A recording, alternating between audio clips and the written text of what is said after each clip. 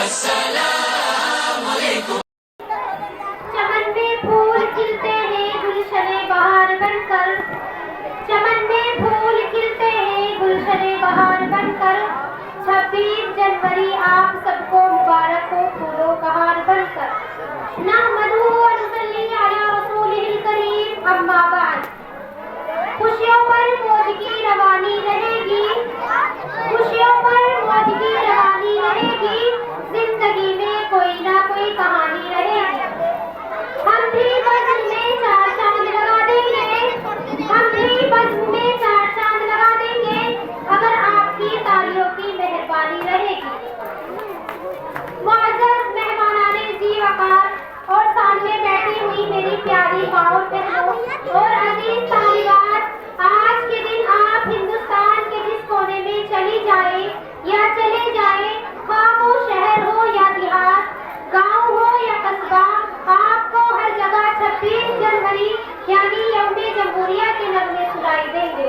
اب آپ کے دل میں یہ بات آ رہی ہوگی کہ جمہوریت کی چیز اور آج کے دن یہ یوم جمہوریہ کا پروگرام کیوں منایا جاتا ہے. محترم سامعین، سن 1947 کو ہمارا یہ ملک ہندوستان آزاد ہوا اور آج کے دن یعنی 26 جنوری سن 1950 کو ہمارے ملک کا نیا قانون نافذ کیا گیا. اس لیے ہر سال 26 جنوری کے نام سے یہ جشن منایا جاتا ہے. میری بہنوں، گزشتہ سالوں کی طرح آج اس سال بھی یوم جمہوریہ کے نام سے یہ پروگرام سجایا گیا ہے. اس پروگرام میں میری تقریر کا موضوع ہے مدارس اسلامیہ کا وجود اور وقت کی اہم ضرورت ہے.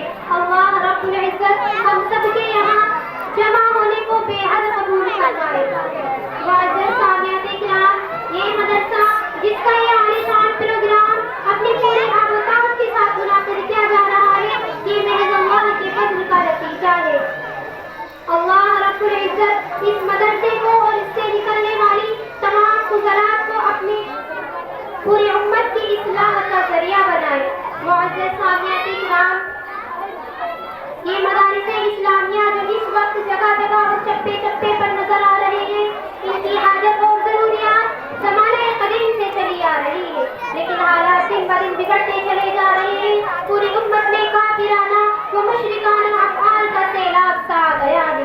مسلمان ان تمام شعائر کو جن کے خاتمے کے لیے اللہ نے اپنے پیارے محمد مصطفیٰ صلی اللہ علیہ وسلم کو بھیجا، بڑے فخر کے ساتھ اپنا رہے ہیں. ایسی تہذیبی کے ساتھ جینے اور زندگی گزارنے میں اپنی کامیابی کو قبول کرتے ہیں، جس پر اللہ رب العزت نے لعنت بھیجی ہے کہ دین داروں کو تانوں و تشریح کے گھیرے میں لا کر کھڑا کیا جا رہا ہے.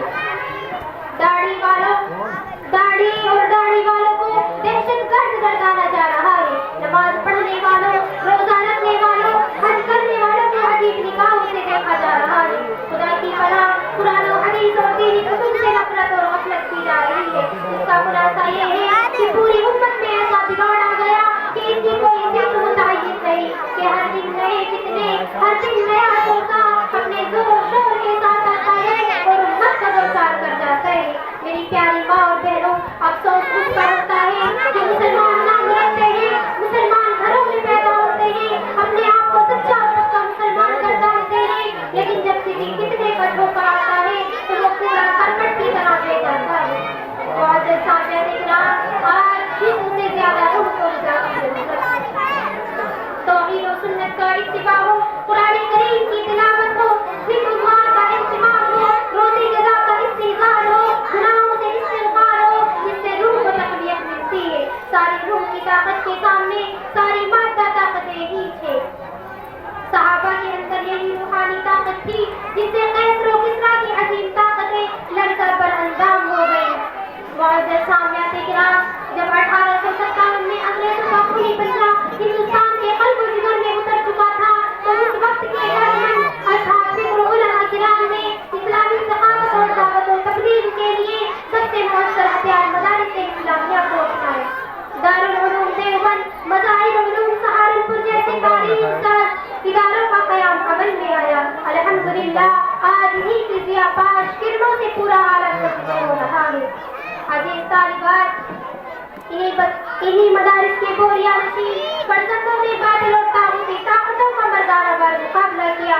آج ہندوستان ہی نہیں بلکہ بر صغیر میں جو اسلامی تعلیمات کی چمک نظر آ رہی ہے تو انہیں علماء اکرام کے قربانیوں کا حسین ثمرہ ہے جو بدلے مدارس سے پیدا ہوئے. تاریخ گواہ ہے کہ سرپرستی کا باطلہ کا مقابلہ انہیں مردان خدا نے کیا ہے کہ جب بھی اسلامی نظام پر کوئی ضرب لگائی گئی یا اس کے خلاف کوئی سازش رچی گئی تو ہمیشہ یہی طبقہ بے چین ہوا اور سر سے کفن باندھ کر میدان میں اتر آیا. دنیا والوں پر اپنے بے مثال کردار سے ثابت کر دیا کہ جان چاہو تو جان دیں گے, مال چاہو تو مال دیں گے. جان چاہو تو جان دیں گے, مال چاہو تو مال دیں گے, مگر نہ ہوگا ہم سے ہرگز نبی کا چاہو جلال دیں گے. معزز سامعین کرام, انگریز نے قرآن پاک کو مٹانے کا سلسلہ شروع کیا. ہزاروں لاکھوں قرآن پاک نظر آتش کر کے دریا بند کیے گئے. قرآن پاک نہ ہوگا تو اسلام ختم ہو جائے گا. اسی دوران انگریز پانی پر پہنچا. یعنی جو اس وقت طالب قرآن کا گوارا تھا تو ایک معلم حافظ صاحب نے چھوٹے چھوٹے دو بچے ان کے سامنے پیش کیے. ایک سے کہا کہ تم پڑھو, دوسرے سے کہا کہ تم سنو. اگر یہ بھول جائے تو تم لقمہ دینا. یہ منظر دیکھ کر وہ حیران و ششدر رہ گیا. میری پیاری ماں اور بہنوں, آخر میں ایک کڑوی بات عرض کرنی ہے جسے آپ کو حلق سے نیچے اتارنا ہی ہوگا. وہ بات یہ ہے کہ مدارس اسلامیہ احتیاط اور صبر کے ساتھ جیسے کیسے حالات سے نپٹتے ہوئے پوری یکسوئی کے ساتھ اشاعت حق اور اشاعت دین کا فریضہ انجام دے رہے ہیں. لیکن اس وقت بڑا دکھ ہوتا ہے جب ہمارے مسلمان بھائی نادانی کوتاہی اندیشی کے سبب اہل مدارس کو صنعت اور خدمت کے مختلف شعبے قائم کرنے کا مشورہ دیتے ہیں. ہم تو یہ دیکھتے ہیں کہ اگر کسی کو دینداری کا ذرا خیال ہے تو حال یہ ہے کہ اس کے یہاں دو بچے ہیں, ایک ذہین اور دوسرا کمز ذہن.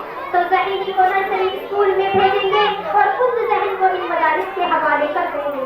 میری پیاری ماں اور بہنوں, کیا اسی کا نام محبت دین ہے؟ کیا اسی کا نام حقیقت دین ہے؟ کیا اسی کا نام اہمیت دین ہے؟ اللہ رب العزت ہم سب کی حفاظت فرمائے. ان تمام باتوں پر میں اپنی بات کو مکمل کرتی ہوں کہ اللہ رب العزت ہم سب کو مدارس اسلامیہ کی ضرورت و اہمیت کو دل میں اتارنے کی توفیق عنایت فرمائے. وما توفیق الا باللہ. السلام علیکم ورحمۃ اللہ.